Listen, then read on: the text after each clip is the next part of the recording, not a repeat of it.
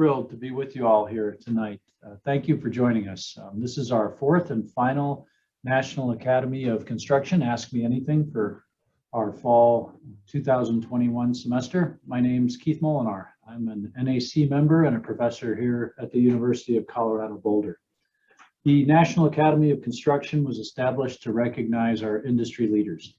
An important purpose of the Academy is to provide a network system of linkages between the past and present participants in the construction industry. As such, we've established this NAC AMA to help transfer knowledge to our next generation of construction leaders, and that's you here with us today. Thanks so much for joining us. Our format's really simple. Our speakers make a short presentation on a topic and their perspective of the industry. As you know, this fall we've been looking at mega projects, and I'm really thrilled to hear our speaker tonight. But if you've not already, please email your questions to nacama@colorado.edu. I'll go ahead and put that in the chat right now. NACAMA, all one word, @colorado.edu. That helps us to archive, and I'll be going through and reading these questions throughout. So please do send those emails. At the end of our presentation, one of our participants will win a $500 scholarship towards their education. I'll announce that at the end. So please do get those questions in so you're eligible. I could not be more thrilled. I've been waiting all semester for this presentation. I'm glad to introduce Ed Merrow. He's a charter member of the National Academy of Construction. That means he was in the very first inaugural class. He's founder and president of Independent Project Analysis, IPA, and he is recognized around the world as a subject matter expert in the execution of large, complex mega projects and in capital projects in general. His broad knowledge of capital projects is sought by Fortune 500 companies and executives and professionals worldwide. I've actually cited a lot of his work in some of my work as well, and just really thrilled to be here with him today. He's spent over 35 years studying mega projects with IPA and the RAND Corporation. In that, he's analyzed drivers of success and failure in capital projects, including very large, complex projects. He's written a lot. He's a prolific author, and he's got many honors. Just among a few of these is the Association for the Advancement of Cost Engineering Award of Merit, the Construction Industry Institute Carol H. Dunn Award of Excellence, and the AICHE Engineering and Construction Contracting Division Award for Outstanding Contributions to the Industry. Ed, I'm so thrilled that you joined us today and really looking forward to your presentation. So I'll hand it over to you and we'll ask you some questions after your brief intro. Well, thank you, Keith, and good evening to all of you. Let me start by saying that, unfortunately, mega projects give our industry a bad name. And it really is too bad. What most people don't realize is that when I look at the world of industrial projects, based on, we have evaluated about 20,000 of them over the last 3 decades. Most industrial projects are successful. They meet the business need. They do what's needed. It's those great, big, very difficult projects, the mega projects, that kind of are undoing, and they get a lot of press. I will say also, these projects are very important. I mean, and they're perhaps more important today than they've ever been in the past. If we're going to successfully make the energy transition, we're going to have to do literally hundreds, perhaps thousands of very large, complex, renewable projects and non-carbon projects over the next 30 years. If we don't do a better job with our mega projects, we're going to find that actually extremely difficult to make that whole critical enterprise actually work. So let me just spend a few minutes, if I can, talking about mega projects and why they come out the way they do. So let me just start. I will share my screen here. and a couple of adjustments. Now, do you see the whole screen or do I need to swap them? You should go ahead and swap them. All right, will do. And now? That's perfect. Thank you. Okay, great. Okay, let me start with a definition of success and failure. And my definition is arbitrary, but not completely so. When I was writing a book on the subject a few years ago, I asked myself, how bad does a project have to be for the project director to get a good flogging? And my answer is, well, if it overruns by 25% in real terms, that is all inflation adjusted out, if it's not cost competitive, that which is to say it costs more than 125% of industry average, if it slipped by 25%, that means it was at least a year late, or if in the worst of cases, it didn't work, that's a failure. Any one of those is classed as a failure. And when I tally up about, oh, well, now it's up to about 600 of these multi-billion-dollar projects, about 2/3 are failures by these criteria. Smaller projects fail much less often. And when smaller projects fail, they generally fail on schedule alone. The mega projects, though, look very different. So here I'm showing you 5 big outcomes of these mega projects. Cost growth is cost overruns. The cost index is a measure of the competitiveness, the cost per ton of product. The production problems, that's defined as it didn't really work anywhere close to plan in the first 2 years. For those of you who have a internal rate of return bent, you know you never recover from those early years not producing product. Schedule slip means that it was the average failure was 30% later than it was promised when it got all of its money at full funds authorization. But interestingly, and if you're quick on these, you can figure out a problem here, they ended up only being about 12% slow, which says, if you do the inference, the failed projects were planned to be very fast. Now, what's really interesting to me, there are a couple of 100 projects in the center here.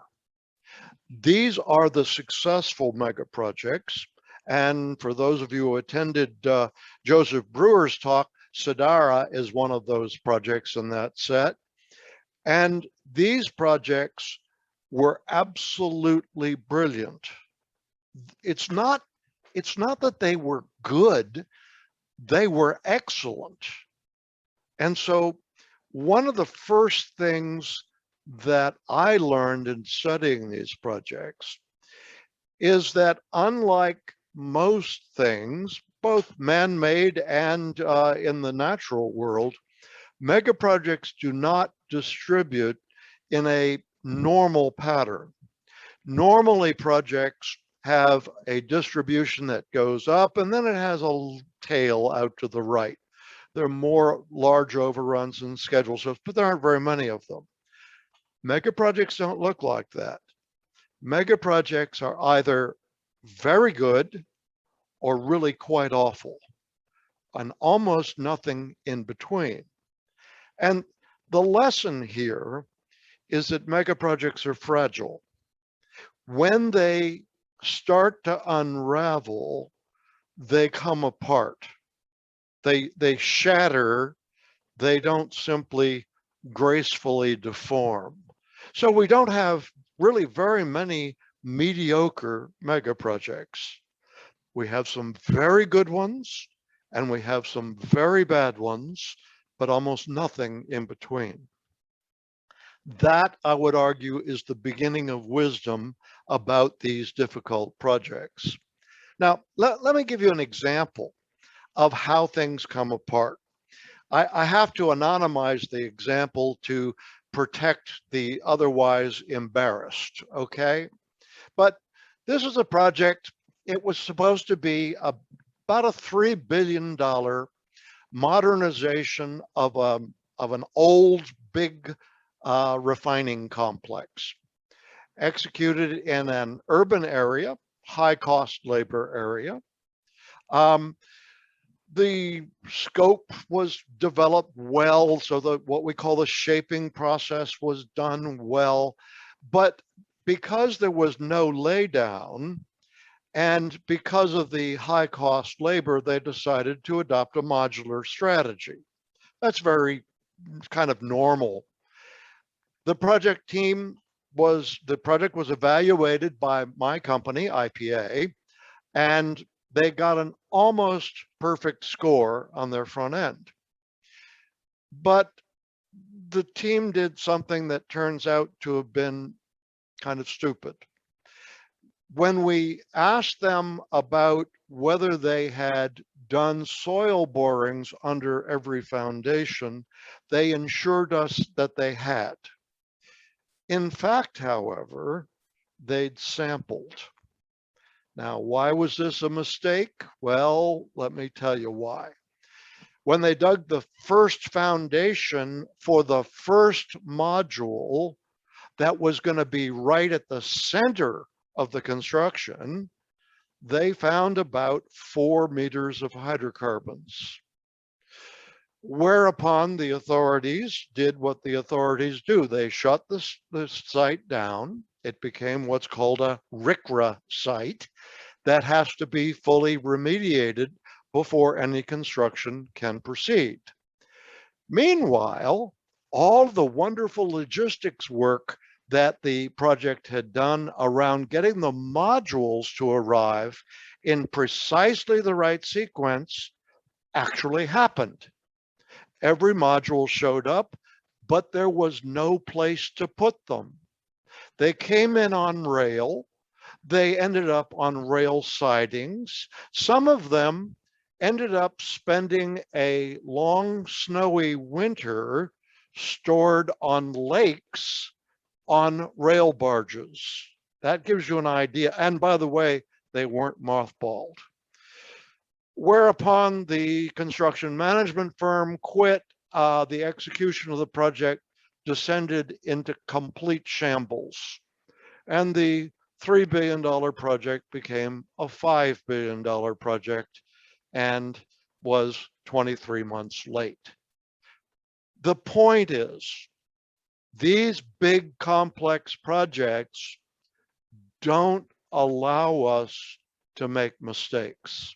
They punish mistakes, and they punish those mistakes with a lot of vigor. So what does make these projects go? The owner has to ensure that the front end is done well. That when these projects are authorized, that they are set up for the contractors to succeed.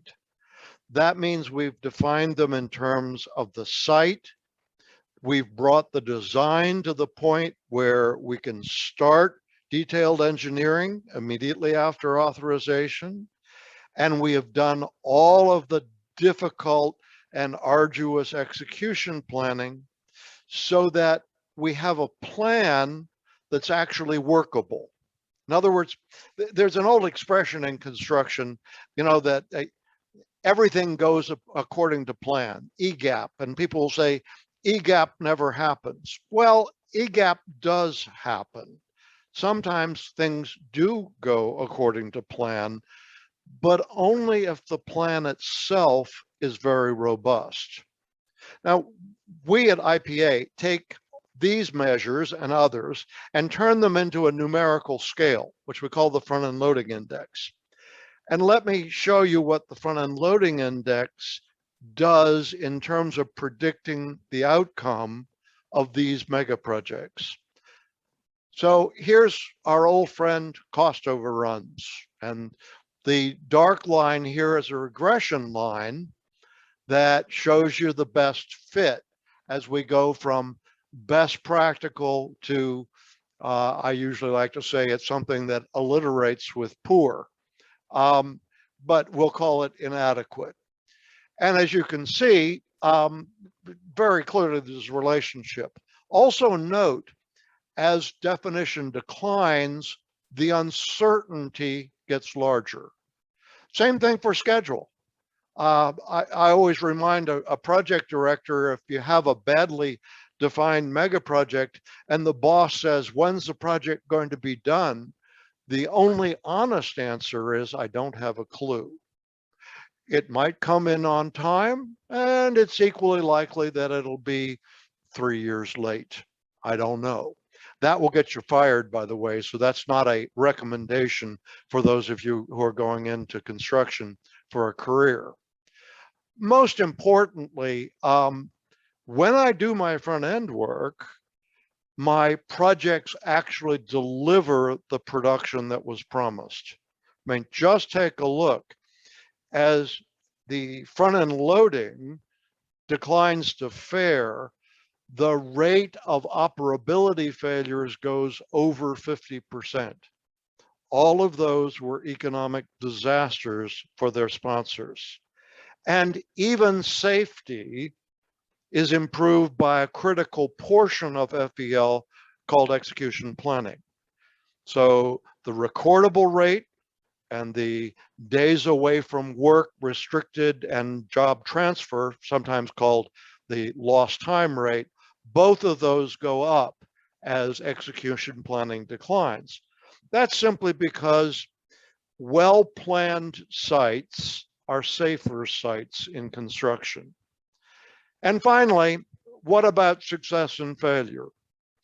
Well, 3/4 of the best practically defined projects were successful. If my definition was fair or worse, my chances of success almost disappear. Now, logic would tell you that given that most people in the industry know that we ought to be doing good front-end loading to get good results, these most important of all projects would be best defined. But look at how they're actually defined. Actually, only 20% of them made that critical best practice rating. Another 28% are good, and all the rest are almost assuredly going to be failures. So the message is this: mega projects don't have to fail. We do it to ourselves, but that's good news because it means we can fix it. So I would be happy if you have any questions about these wonderful projects. I mean, they are fascinating. Just let me tell you, they couldn't be more interesting projects to work with. And if you ever get to lead one, it will probably be the highlight of your career. So, Keith, do we have questions? Yes, yeah, we have lots of questions, and I really appreciate the organization and the way you laid that out. So, and folks, anybody online with us, please do continue to send in those questions at nacama@colorado.edu. I'm going to start with kind of two similar questions, but from a different standpoint. So I'll start with Scott's first. Can you give an overview of what factors go into your quantitative analysis? Can you discuss a little bit about what you needed to collect and how those factors are developed for you to make those predictions? It's actually the most fun part of the whole process. My company visits project teams when they're at different decision points in the project. So usually we will visit them when the business case is done and they're about to start the development of the scope. And a team of 2, sometimes 3 of my analysts will come in and spend 2 or 3 days with the team and ask them literally hundreds, maybe actually thousands of questions about the project. So we collect the same data for every project. The precise form of the question depends on the nature of the project. You wouldn't ask the same questions about a pipeline project that you would ask about a new refinery project, for example. But then we'll visit them again when the scope is closed and they are now going to really get the business authorization for the project. And then finally, before they actually get what's called full funds authorization. We have collected these data in much the same way, almost all in face-to-face meetings. Just in the last 18 months or so, it's been in virtual meetings for obvious reasons, but we collect the same data. And what we've discovered through analyzing literally thousands of projects is that there are very, very systematic relationships between the work that's done on the front end and how that work is then carried into execution and the quality of the project that results. Now, into every analysis, a lot of sort of what I'll call background work goes. In other words, all the costs have to be normalized. So inflation escalation, it's usually called in the industry, that's not something that a project team can affect. That has to do with the larger macro environment. So we're seeing a lot of inflation in construction right now that are related to supply chains in COVID. We normalize that out. We normalize out things like if you got hit by a hurricane, we would normalize that out in terms of how it affects cost and schedule. We don't normalize it out if you're complaining about it being cold in Alaska. Okay, you're supposed to plan that in. But what we then get is the ability to do apples and apples comparisons. And that's what the quantitative analysis is all about. It's about making straight up honest comparisons from one project to another to another. It's not easy, but it's fun.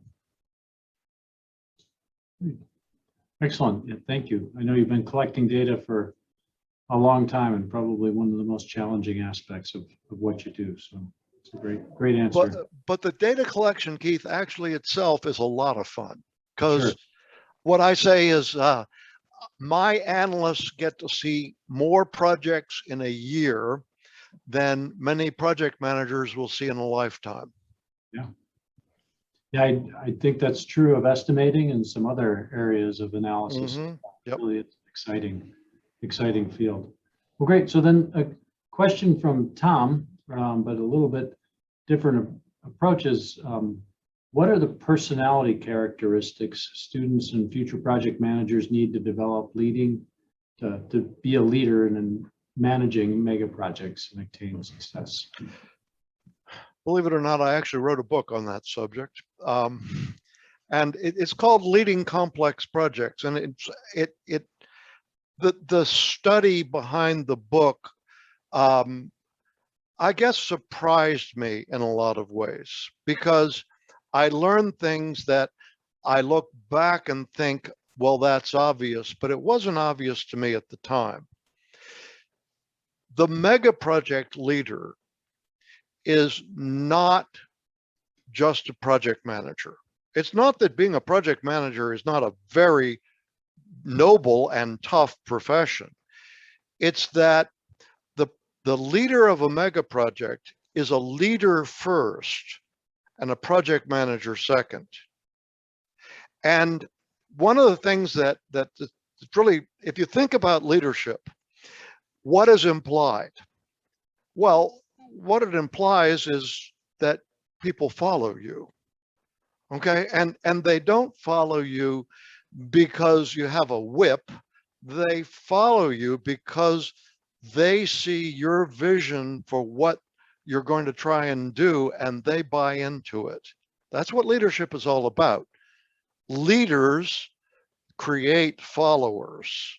They don't create sheep, they create followers. They create people who buy in to that vision. And so the good mega project director is very, very good at the soft side. My friend Joseph Brewer has a quote that I used in that book that I love. In project management, the hard stuff is easy.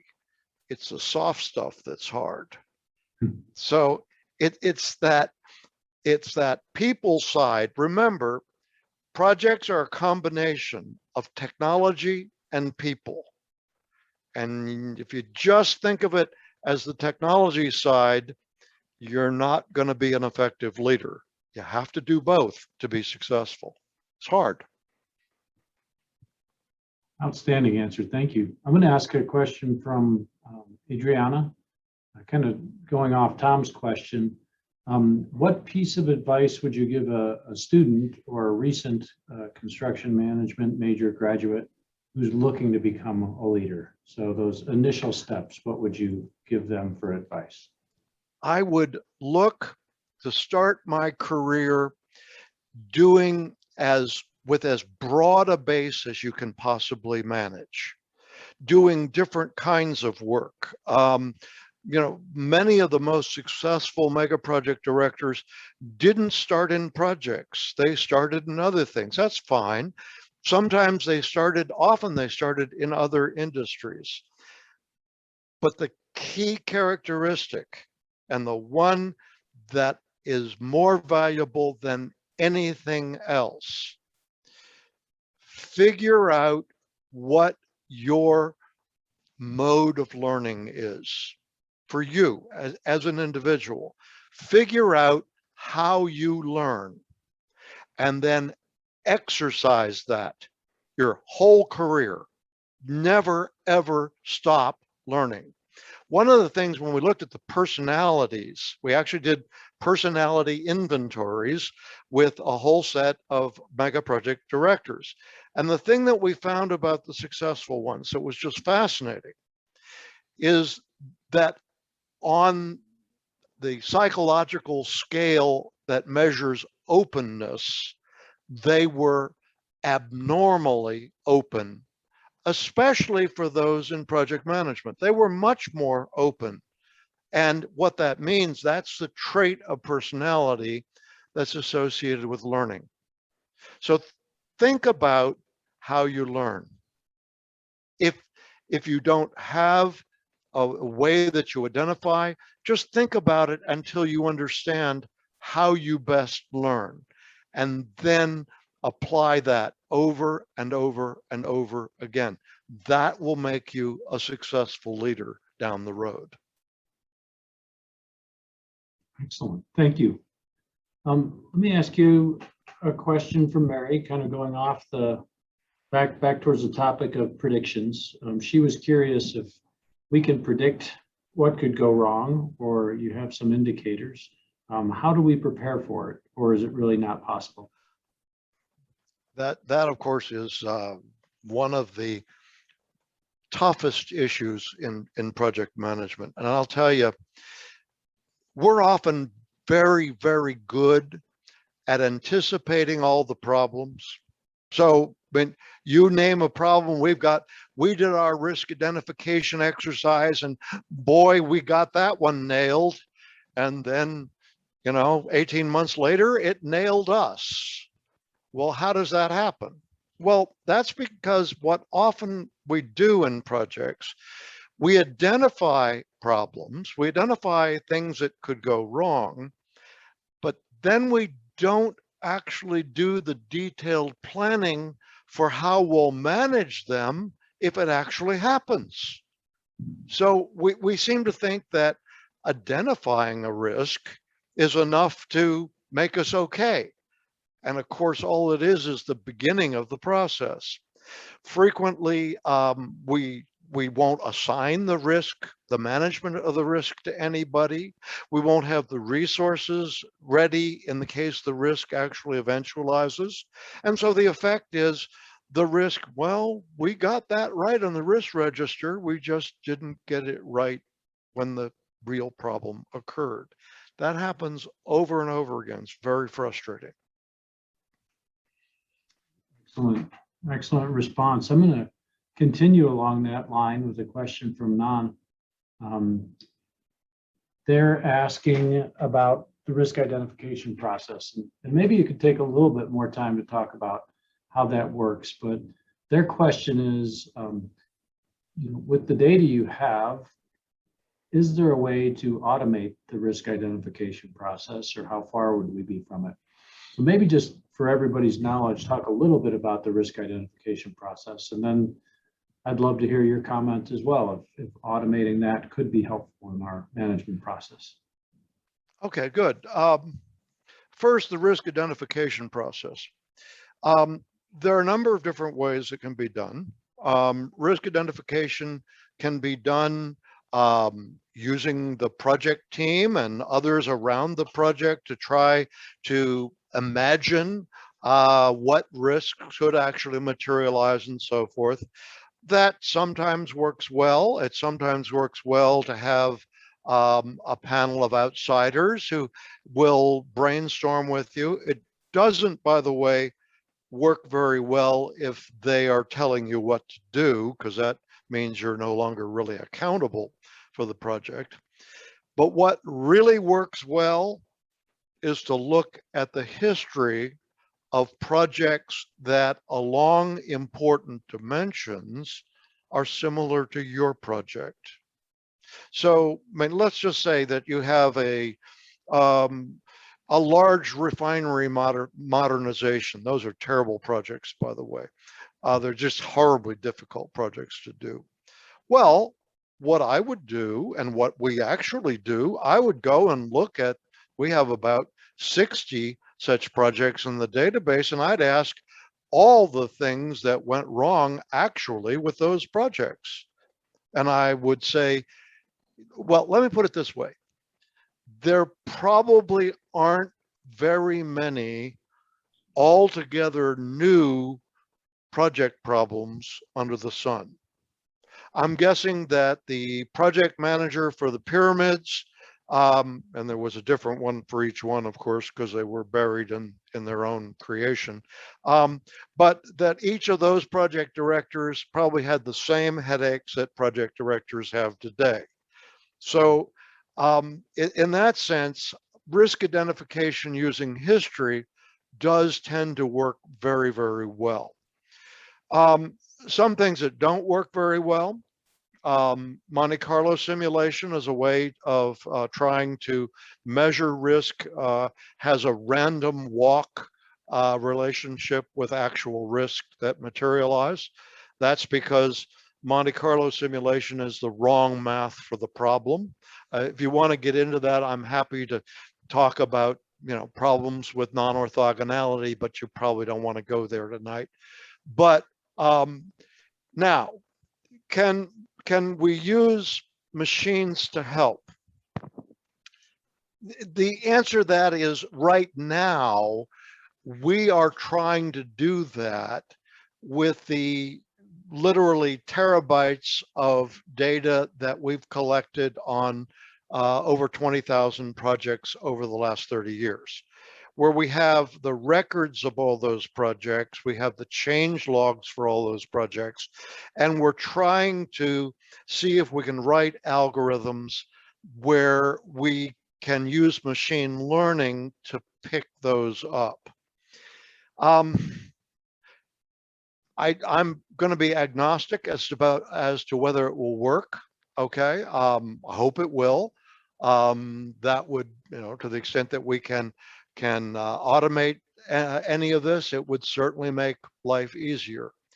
I do think that scraping unstructured data is a really hard way to do it. So I've tried to see if that could be done. I don't think that will work.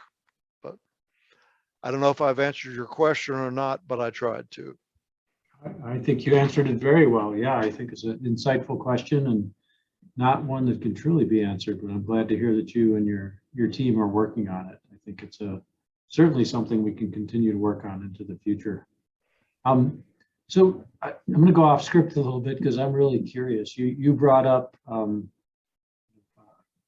green energy and we could think of a hydrogen project or a green hydrogen project. You did some of the seminal work on nuclear projects and some of the large power plants, 30 plus years ago. Do you see those same risks and errors or risk and cost growth factors repeating themselves, or are there truly a new set of items that we need to be looking at on these new mega projects? That's this one drives me nuts, Keith. Okay, because here we are. We're in the third decade of the 21st century, and we are repeating the problems that we had in the 1960s constructing nuclear power plants. Back then, it was fashionable to blame the regulators for our problems. Today, that's simply not tenable as an excuse. We have one nuclear power station under construction in the United States, as some of you will know, the Vogtle station in South Carolina. In Georgia, excuse me. It's an utter disaster. It's already bankrupt 2 of the companies working the project. It's an utter catastrophe. But if it makes you feel any better, it's far better than the one in France, okay, which is now in its, get this, 16th year of construction. And that one's not as bad as the one in Finland, which is in its 17th year of construction. We don't even want to talk about overruns because we're talking about almost double-digit times, okay? Why do these projects fail? Because the owners doing the projects are not up to the task of preparing these projects for execution. And the projects then easily fly out of control. And the upshot of that is it jeopardizes the planet. Now, let me be clear what I mean by that. Look, when I do the arithmetic, and I know that some environmentalists hate nukes, but I don't care. When I do the arithmetic, and when I look at needing a grid that will actually provide huge continuous streams of electricity, I don't see how we can do it without nuclear power. We keep talking about fusion, but fusion is subject to what we call the law of conservation of difficulty. Every time a problem is solved, a new problem of equal difficulty comes up. So, and that's not probably going to change anytime soon. So we have to have nukes to make the energy transition. I just don't see, I can't make it add up otherwise.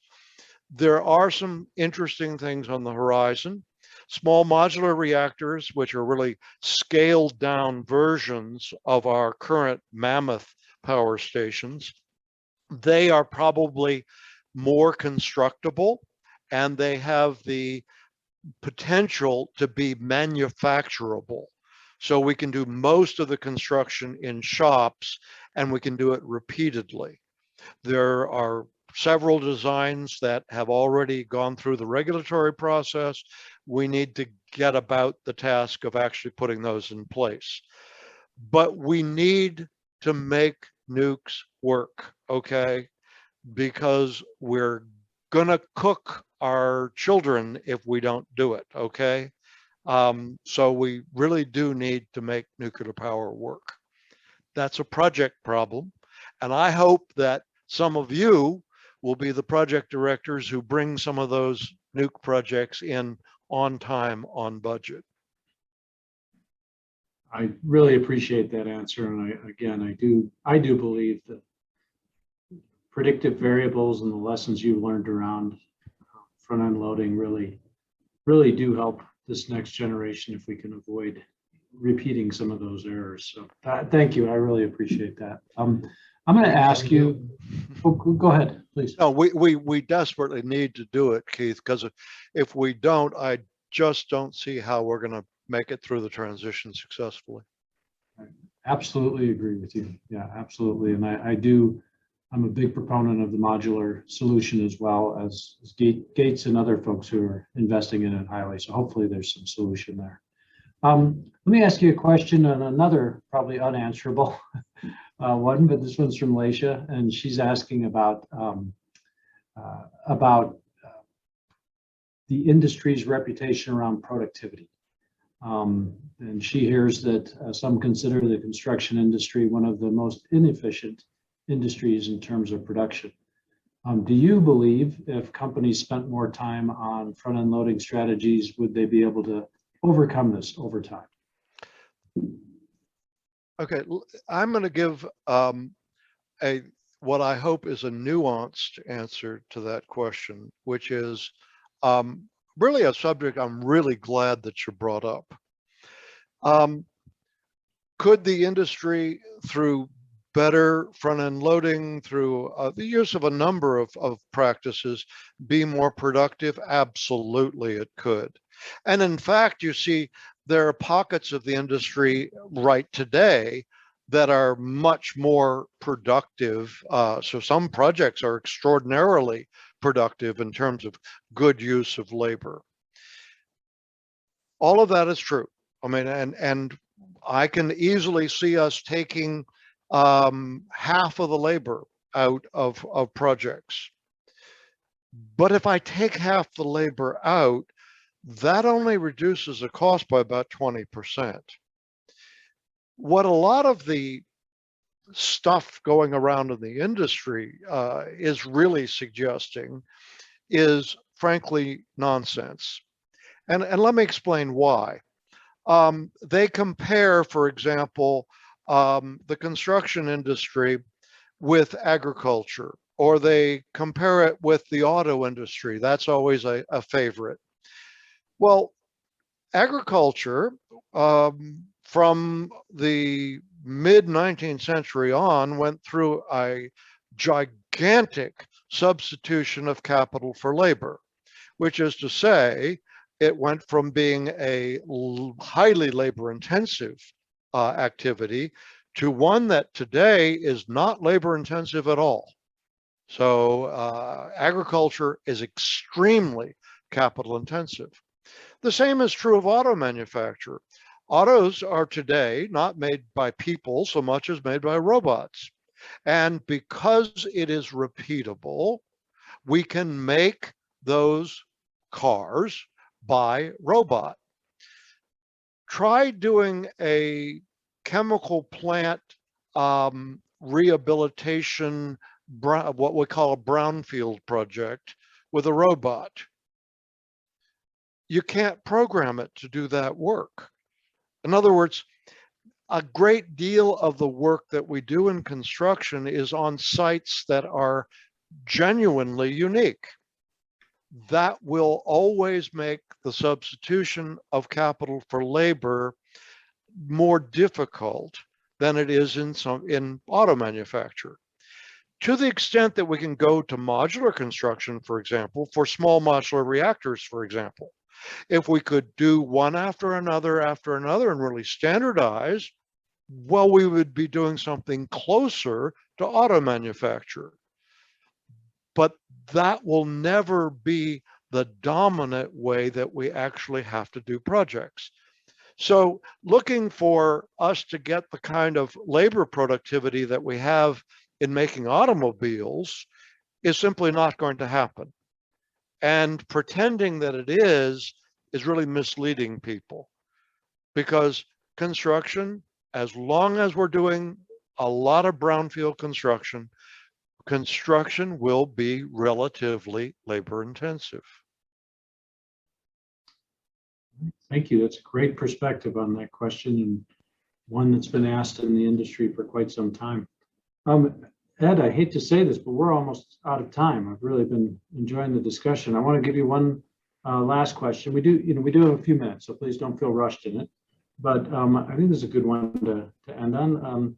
Lauren is asking if you're predicting that something's going wrong on a failing major mega project, is there any way to turn it around? So can you get things on the right track if you know early enough?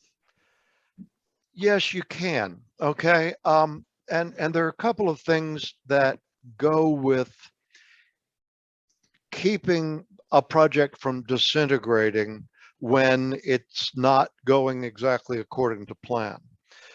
First, you need enough owner people on the project to actually help manage the work, which is to say, the contractor is going to be there looking for direction.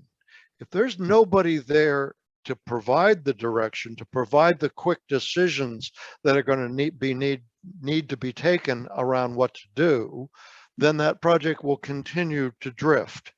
So having a really robust team. Second, the relationship between the owner and the contractor is incredibly important. So if the owner and the contractor are in a collaborative relationship and the contractor is telling the owner what's going on in real time, yes, you can keep a project on the rails that would otherwise go off. I have to laugh because one of the project directors that I greatly admire in the industry uses one incentive with contractors. What his incentive is this.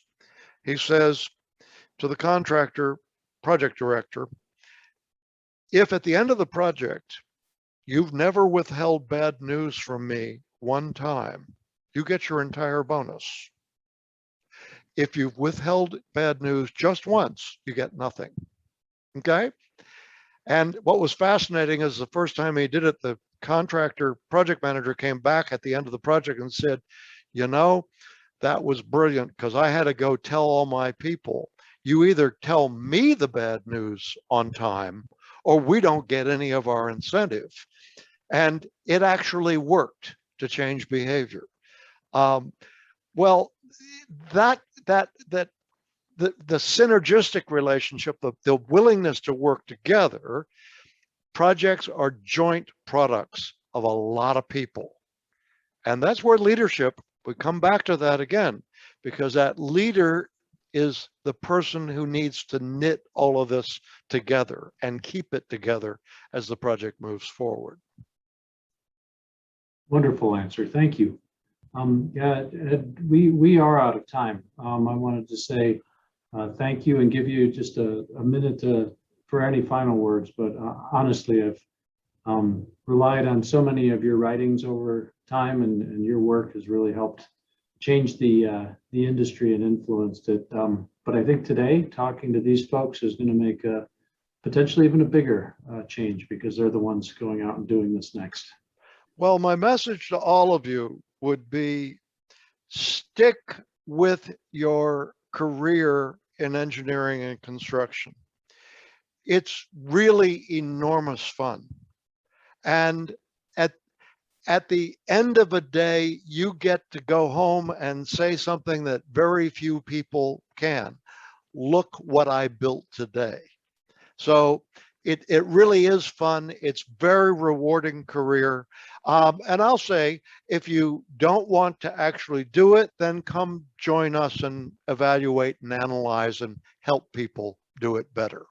So thank you very much. I really do appreciate all of you sitting in this evening, and all of you have a very good holiday and a good new year. Great. Well, thank you, Ed. And I also want to give a shout out and thank you to the National Academy of Construction, Wayne Crew, all of the members who donated to support the scholarships for this and many other great activities, and also Sandy Pittman for keeping us on track and really running the whole Ask Me Anything. So thanks all. And so our winner tonight is Sarah Walsh from Villanova University. So Sarah, look for a email from Sandy and we'll get you your scholarship that way. And also would love to put a small blurb about your career to this point up on the Academy website. So thank you. Congratulations. Yeah, congratulations, Sarah. And everybody, have a wonderful night, and we'll see you for our Ask Me Anythings in the spring. Thanks. Thanks to all of you.